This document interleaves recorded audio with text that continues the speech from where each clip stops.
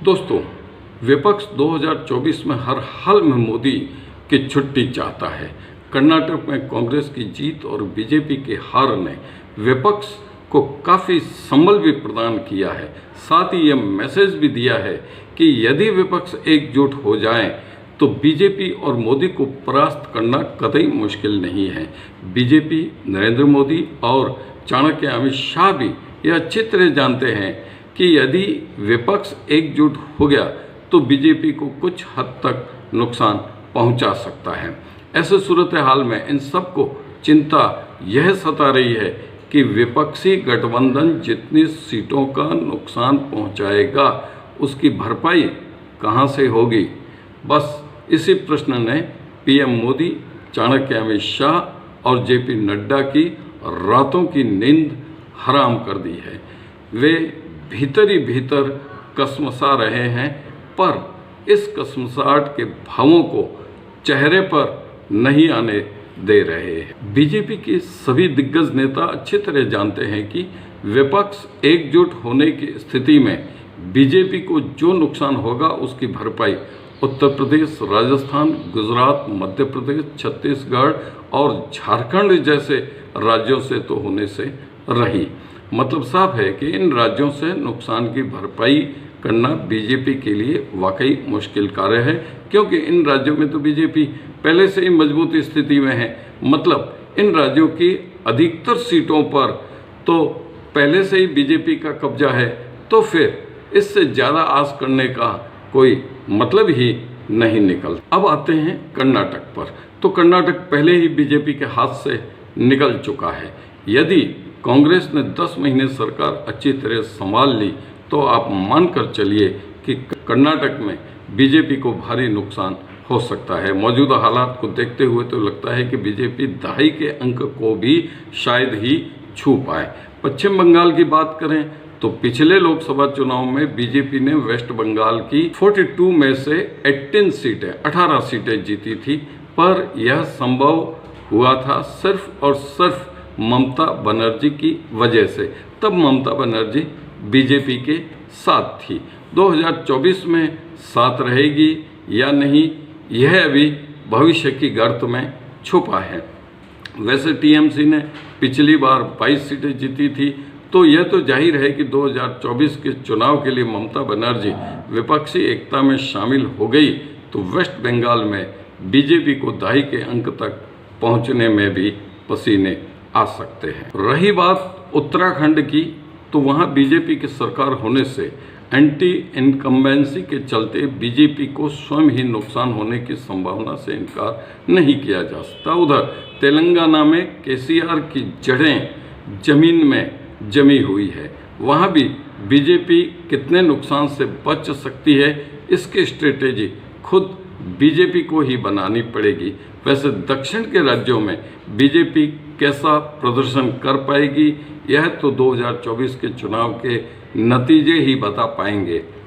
दोस्तों, अब करते हैं महाराष्ट्र की बात। तो पिछले लोकसभा चुनाव में बीजेपी ने 23 सीटें जीती थी, जबकि एनडीए गठबंधन में शामिल बीजेपी के सहयोगी दल शिवसेना ने 18 सीटें जीती थी। अब वहां की स्थिति उलट हो गई है।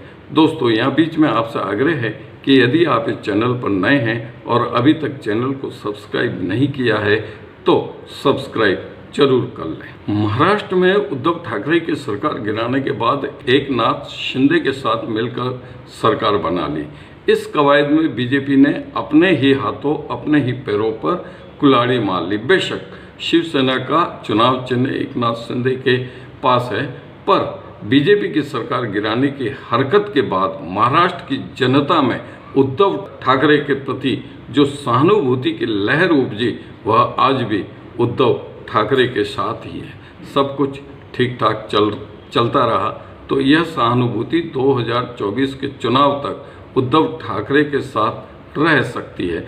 ऐसी स्थिति में यदि शिवसेना के उद्धव ठाकरे गुट, शरद पवार की पार्टी एनसीपी और कांग्रेस ने मिलकर चुनाव लड़ लिया तो बीजेपी के लिए महाराष्ट्र में अपनी सरकार होने के बावजूद बहुत बड़ी चुनौती बन सकते हैं ये तीनों पार्टियां। दोस्तों, नीतीश कुमार बेशक विपक्षी एकता की कोशिश में जी जान से जुटे हुए हैं, पर इस एकता में अपनी अपनी जागीर संभाल कर बैठे ममता बनर्जी, अरविंद केजरीवाल, अखिलेश यादव और बसपा सुप्रीमो मायावती विपक्षी एकता की समझौता वार्ता में अधिक सीटों की मांग पर अड़ गए तो विपक्षी एकता में सीटों के बंटवारे को लेकर पेच फंस सकता है।